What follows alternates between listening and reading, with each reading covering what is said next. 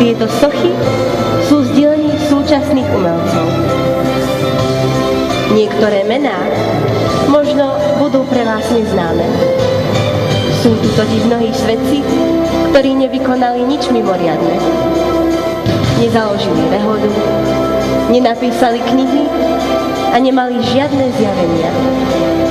No svojim životom si zaslúžili večnú blaženosť. Dom Bosco bol kňazom, ktorý sa celý život venoval chlapcom na ulici. Pomáhal im stať sa čestnými ľuďmi a dobrými kresťanmi. Dominik Savio. Ako malý chlapec sa rozhodol stať sa svätým. Dal do toho všetko a podarilo sa mu to. Matka Teresa bola jednoduchá žena. Všimla si zomierajúcich ľudí v uliciach Kalkaty a začala im pomáhať. František. Ten túžil stať sa bohatým rytierom, no nakoniec sa vzdal všetkého, aby mohol patriť Ježišovi. A mali ho radi nielen trpiaci ľudia, ale aj rastliny a zvieratka.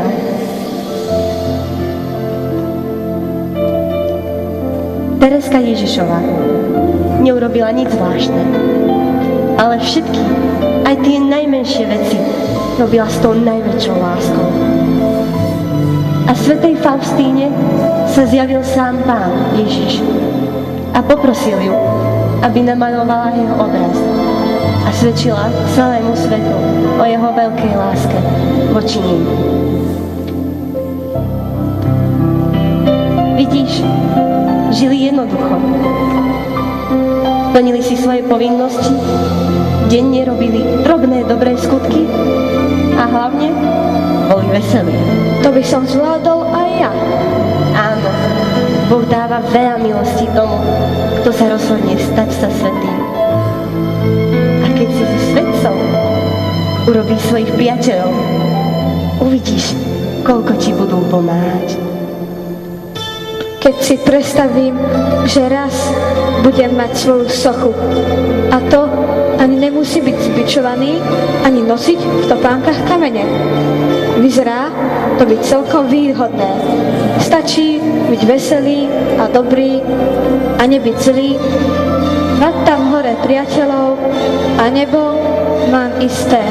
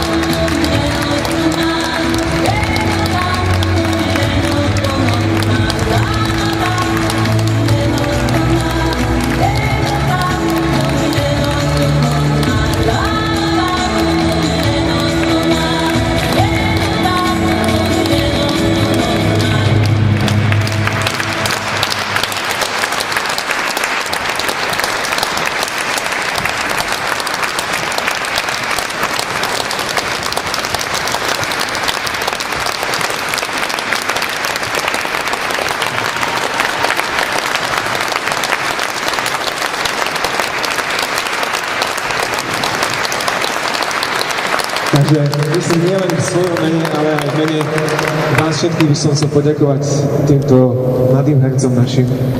Nie je to ľahké sa každý týždeň naučiť 5 strán scenára, stráviť na skúške 3 hodiny a potom ešte ráno stávať nedeľu a ešte za nová skúška a tak ďalej. A myslím si, že ukázali, že to, čo hrajú, naozaj žili a snažia sa žiť. Takže my im naozaj chceme popriať všetko dobré a aspoň takúto pamiatku na tie časy prvokresťanstva by som vám chcel odovzdať ako naozaj prejav veľkej vďaky. A nech teda naozaj tie všetky príklady svätých nás tak pozdvihnú a vyzdvihnú, tak ako to spravili s Matúšom. Takže ešte raz veľká vďaka.